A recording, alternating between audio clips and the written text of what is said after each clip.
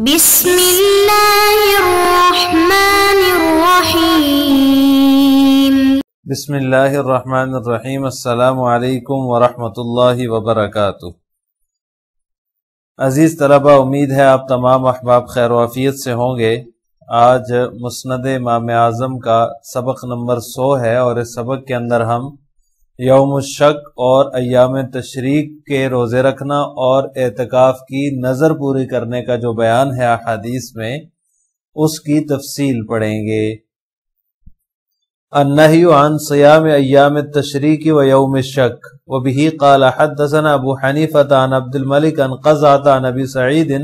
رضی اللہ تعالی عنہ ان رسول اللہ صلی اللہ علیہ وسلم نہا عن صیام ثلاثۃ ایام التشریق وبه ان رسول اللہ صلی اللہ علیہ وسلم نہا عن صیام اليوم الذي يشک فیہ من رمضان۔ حضرت ابو سعید خدری رضی اللہ تعالی عنہ سے مروی ہے کہ رسول اللہ صلی اللہ علیہ وسلم نے ایام تشریق کے 3 دن کے روزے رکھنے سے منع فرمایا ہے، اور اسی سند سے مروی ہے کہ رسول اللہ صلی اللہ علیہ وسلم نے اس دن کے روزہ رکھنے سے بھی منع فرمایا ہے جس میں رمضان ہونے کا شک ہو۔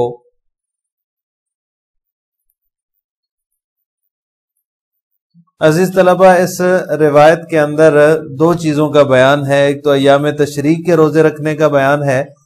کہ اس سے آپ صلی اللہ علیہ وسلم نے منع فرمایا ہے، اور دوسرا یوم الشک کا بیان ہے کہ اس دن بھی روزہ رکھنا ممنوع ہے۔ ایام تشریق سے مراد وہ ایام ہیں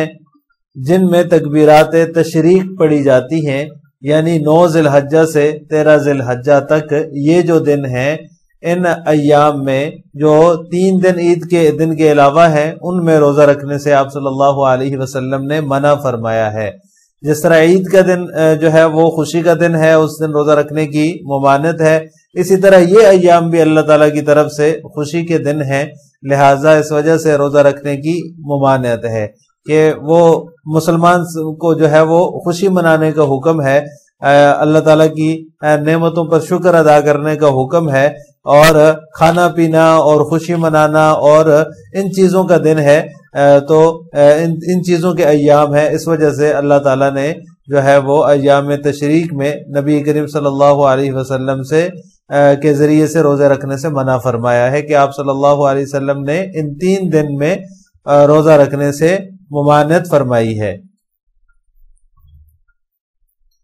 دوسری چیز جو ہے وہ یوم الشک ہے۔ یوم الشک سے مراد جو ہے وہ شعبان کی 30 تاریخ ہے، جس کے بارے میں یہ شک ہو جاتا ہے کہ شاید آج رمضان کی پہلی تاریخ ہو، لیکن کہیں سے بھی چاند نظر آنے کی اطلاع نہ ملی ہو، تو اس دن شریعت نے روزہ رکھنے سے منع فرمایا ہے۔ یعنی شعبان کی 30 تاریخ کو یہ شک ہو جاتا ہے کہ ہو سکتا ہے شاید آج یکم ہو، رمضان کی یکم تاریخ ہو، اس وجہ سے جو ہے وہ اس میں شک ہو جاتا ہے، لیکن کہیں سے بھی پورے ملک سے یا کہیں سے بھی اپنے آس پاس سے اس کو چاند نظر آنے کی اطلاع نہیں ملی، تو اس دن کا پھر وہ کیا کرے؟ تو اس دن کے بارے میں آپ صلی اللہ علیہ وسلم نے فرمایا کہ اس دن روزہ نہ رکھا جائے، یوم الشک کو روزہ نہ رکھا جائے۔ تو رمضان کی پہلی تاریخ ہونے کا شک ہے، لیکن پھر بھی روزہ نہ رکھا جائے۔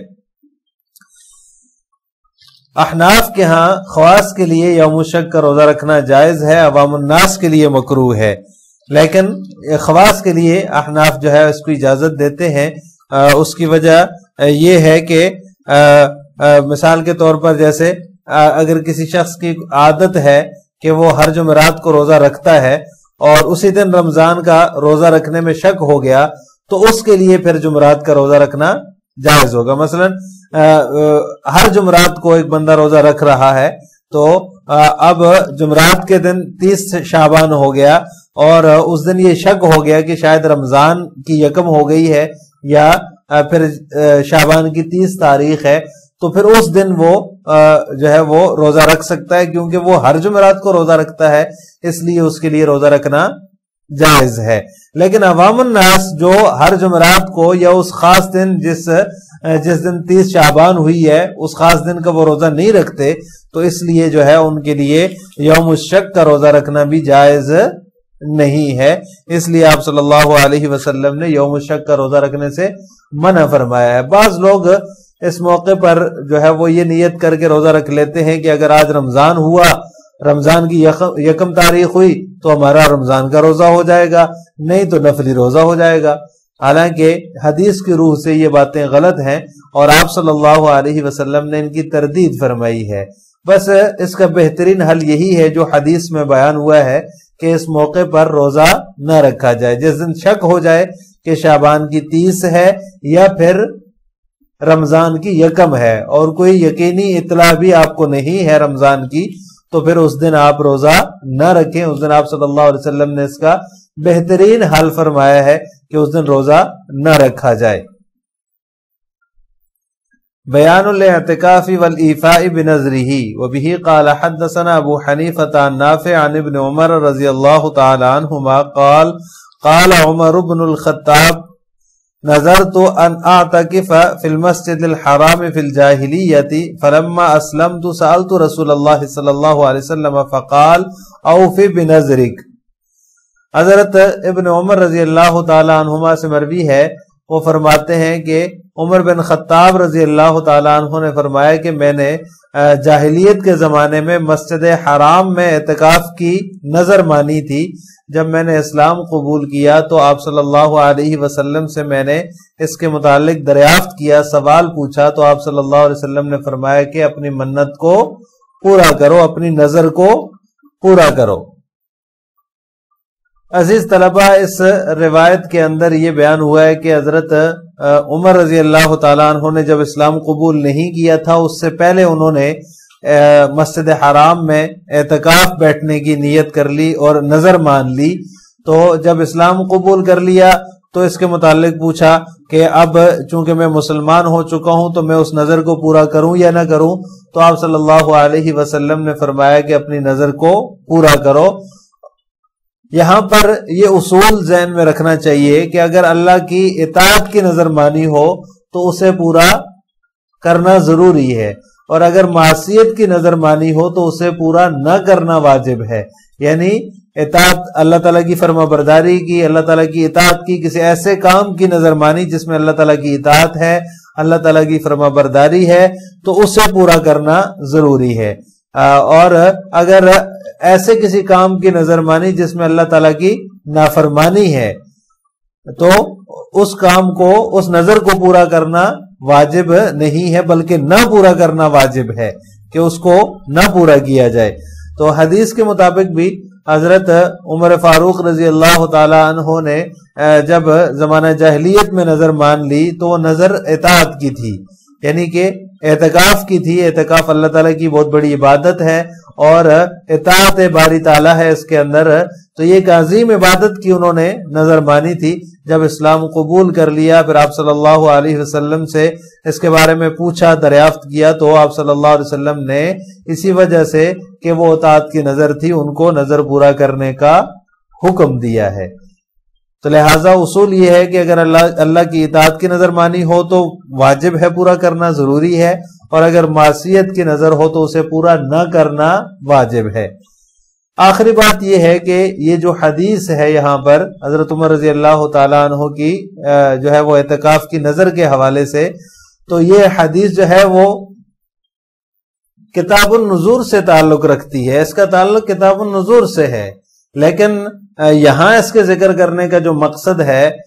وہ یہ ہے کہ محدثین کے طریقے سے مطابقت پیدا ہو جائے، کیونکہ محدثین کا طریقہ یہ ہے کہ وہ کتاب الصوم کا جب ذکر کرتے ہیں اپنی کتابوں میں تو اس کے بعد کتاب الاعتکاف کو ذکر کرتے ہیں، کتاب الاعتکاف کی احادیث لے کر آتے ہیں۔ تو اس وجہ سے یہاں پر مصنف نے بھی اس حدیث کو کتاب الصوم کے آخر میں ذکر کر دیا تاکہ محدثین کے طریقے کی رعایت ہو جائے۔ اس رعایت کا خیال رکھتے ہوئے ان کے طریقے سے مطابقت پیدا کرنے کے لیے انہوں نے کتاب الصوم کے آخر میں جو ہے وہ اعتکاف والی، جس میں حضرت عمر رضی اللہ تعالیٰ عنہ کے اعتکاف کی نظر کا بیان ہے، اس حدیث کو ذکر کر دیا، اور جو ہے وہ اس کو ذکر کرنے کا مقصد ان کا محدثین کے طریقے سے مطابقت پیدا کرنا ہے، تو لہٰذا انہوں نے اعتکاف کی وجہ سے اس کو صوم کے آخر میں ذکر کر دیا تاکہ محدثین کے طریقے سے مطابقت پیدا ہو جائے اور موافقت پیدا ہو جائے۔ لہٰذا آج کے سبق کا خلاصہ یہ ہوا کہ ہم نے ایام تشریق کے روزوں، یوم الشک کے روزے اور اسی طرح اعتکاف کی نظر پورا کرنے کے بارے میں تفصیل پڑھی ہے۔ ایام تشریق 9 ذی الحجہ سے لے کر 13 ذی الحجہ، اور یوم الشک شعبان کی 30 تاریخ، جس دن